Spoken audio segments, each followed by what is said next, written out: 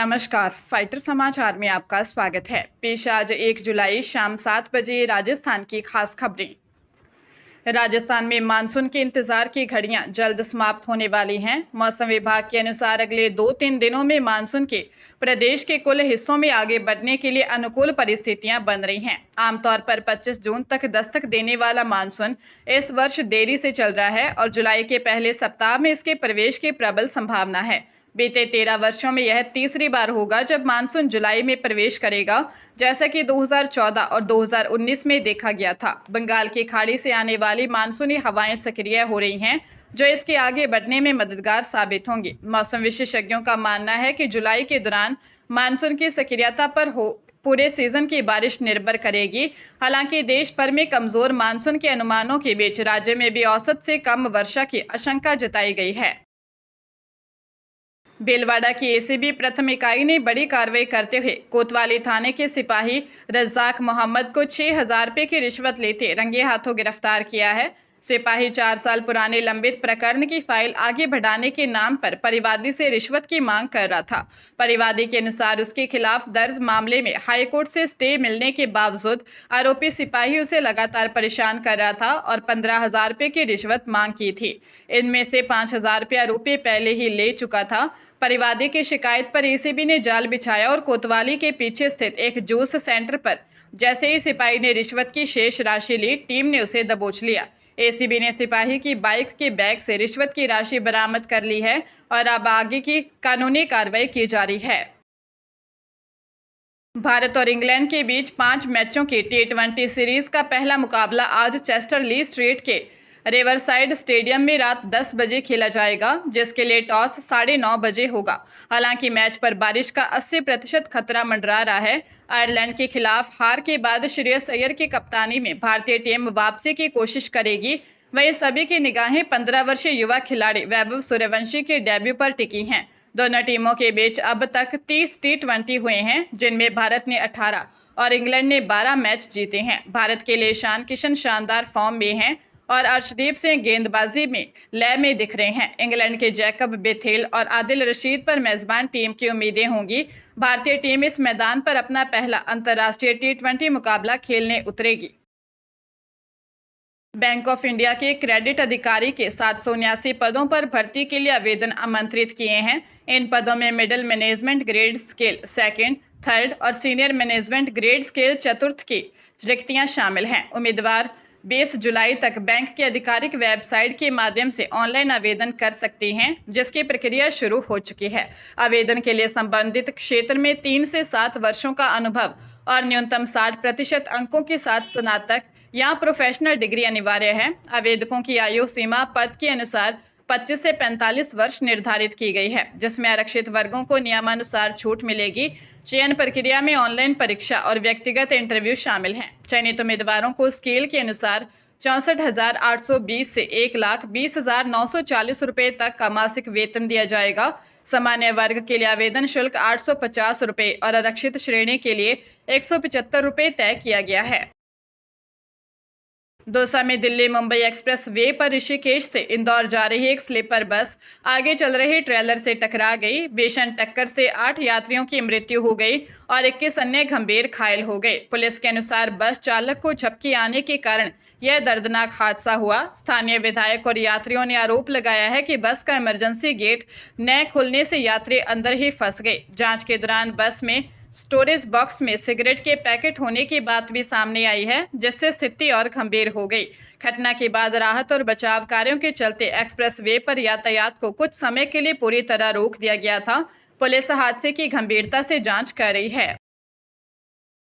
बाड़मेर में अवैध संबंधों के चलते एक युवक की हत्या के मामले में पुलिस ने बड़ी कार्रवाई करते हुए 4 आरोपियों को गिरफ्तार किया है। मामला बाड़मेर ग्रामीण थाना क्षेत्र का है, जहां शुक्रवार को 6 बच्चों की मां के साथ भाग रहे युवक मांगाराम उर्फ मांगीलाल की बेरहमी से हत्या कर दी गई थी। मृतक के भाई तुलछाराम ने विवाहिता मोरू देवी और उसके परिवार के सदस्यों पर साजिश रचकर हत्या करने का आरोप लगाया था। पुलिस ने मामले की गंभीरता को देखते हुए एसपी चूनाराम जाट के निर्देश पर विशेष टीम गठित की। जांच के दौरान आरोपियों भीमाराम, रावताराम, बाबूराम और मोहन राम को गिरफ्तार कर लिया गया। पूछताछ में आरोपियों ने विवाहिता के साथ युवक के अवैध संबंधों के चलते रंजिश रखते हुए मारपीट कर उसकी हत्या करना स्वीकार किया है। मामले में पुलिस द्वारा अग्रिम जांच जारी है। नीट यूजी री एग्जाम में शामिल हुए लाखों छात्रों का परिणाम जल्द आने वाला है, क्योंकि नेशनल टेस्टिंग एजेंसी ने उत्तर पुस्तिकाओं का मूल्यांकन कार्य तेज कर दिया है। बीते 21 जून को आयोजित इस परीक्षा में 20 लाख से अधिक उम्मीदवार शामिल हुए थे, जिन्हें पेपर लीक के आरोपों के बाद दोबारा मौका दिया गया था। फिलहाल एनटीए प्रोविजनल आंसर की पर प्राप्त 10,000 से अधिक आपत्तियों की विषय विशेषज्ञों से जांच करवा रहा है, जिसके बाद ही फाइनल आंसर की और रिजल्ट जारी किया जाएगा। सीबीआई इस पूरे मामले की जांच कर रही है और अब तक कई गिरफ्तारियां भी हो चुकी हैं। परीक्षा के दौरान सुरक्षा और पारदर्शिता के कड़े इंतजाम किए गए थे, जिसमें 10,000 से अधिक दिव्यांगों सहित विशेष स्वास्थ्य स्थितियों वाले 81 उम्मीदवारों के लिए भी अलग से व्यवस्था की गई थी। बठिंडा में पंजाब पुलिस की एंटी गैंगस्टर टास्क फोर्स और 4 बदमाशों के बीच मुठभेड़ हो गई। सरेंद नहर के पास हुई फायरिंग में पुलिस की जवाबी कार्रवाई में एक आरोपी गुरविंदर सिंह के पैर में गोली लगी, जिसे उपचार के लिए अस्पताल में भर्ती करवाया गया है। पुलिस ने उसके 3 अन्य साथियों जशनदीप सिंह, सुखचैन सिंह और गुरदीप सिंह को भी गिरफ्तार कर लिया है। बदमाशों ने पुलिस टीम पर 4 राउंड फायरिंग की थी, जिसमें 2 गोलियां सरकारी गाड़ी को लगी। आरोपियों के पास से 9 mm ग्लॉक व 30 बोर पिस्तौल सहित हथियार और 2 बाइकें बरामद की हैं। ये आरोपी गांव बुर्ज राजगढ़ में एक व्यक्ति पर फायरिंग और लूटपाट के मामले में वांछित थे। थाना थर्मल में मामला दर्ज कर पुलिस इनके संभावित गैंग संबंधों की जांच कर रही है। सवाईमाधोपुर स्थित रणथंभौर टाइगर रिजर्व में टूरिज्म सीजन के आखिरी दिन के साथ ही मुख्य जोन 1 से 5 तक 3 महीने के लिए बंद कर दिए गए हैं। मानसून के मद्देनजर आज से शुरू हुई इस बंदी के दौरान केवल जोन 6 से 10 तक के बाहरी जोन ही पर्यटकों के लिए खुले रहेंगे।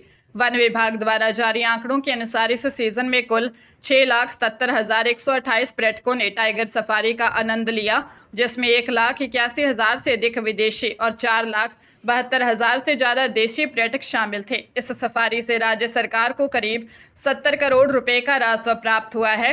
राहुल गांधी, प्रियंका गांधी और सचिन तेंदुलकर जैसे कई नामी हस्तियों के आगमन से यह सीजन काफी चर्चा में रहा और रणथंभौर अपनी लोकप्रियता के चलते देश के प्रमुख टूरिस्ट प्लेसेस में बना रहा। हरियाणा के पानीपत के गांव खोतपुरा में पुराने रंजिश के चलते एक युवक ने अपने ही चाचा की हत्या कर दी। मृतक की पत्नी कविता ने रिपोर्ट दी कि उनके पति सुशील कुमार रात को घर लौट रहे थे, तभी घात लगाए बैठे भतीजे अभिषेक उर्फ बंदर ने उन्हें रोक लिया। आरोपी ने पहले सुशील के साथ मारपीट की और जब वे जमीन पर गिर गए तो उन पर वार कर उनकी जान ले ली। यह वारदात पास से लगे सीसीटीवी में कैद हो गई। मृतक की पत्नी के अनुसार आरोपी पूर्व में हुए पुलिस शिकायत से रंजिश रखता था। सूचना मिलने पर सेक्टर 13 से 17 थाना पुलिस और फोरेंसिक टीम ने मौके पर पहुंचकर साक्ष्य जुटाए। पुलिस ने हत्या का मामला दर्ज कर आरोपी की तलाश तेज कर दी है। राज्य सरकार की पहल पर खाद्य विभाग ने स्मार्ट प्रोजेक्ट के तहत राशन कार्ड में नाम जोड़ने व हटाने की स्वचालित व्यवस्था लागू की है। अब जन्म या मृत्यु प्रमाण पत्र जारी होते ही संबंधित सदस्य का नाम बिना किसी आवेदन के स्वतः ही अपडेट हो जाएगा। रसद विभाग के अनुसार पहचान पोर्टल का डेटा सीधे राशन कार्ड डेटाबेस से लिंक रहेगा। नवजात का नाम माता पिता के विवरण के आधार पर जुड़ जाएगा। यदि जन्म के समय नाम दर्ज नहीं है तो प्रारंभिक रूप से बेबी ऑफ अंकित होगा। इस पूरे पारदर्शी प्रक्रिया के लिए कोई दस्तावेज या शुल्क नहीं लगेगा। अनावश्यक दस्तावेज या शुल्क मांगने वाले राशन डीलरों के खिलाफ कार्रवाई की जाएगी। अधिकारियों का कहना है कि इस सुविधा से आमजन को राहत मिलेगी।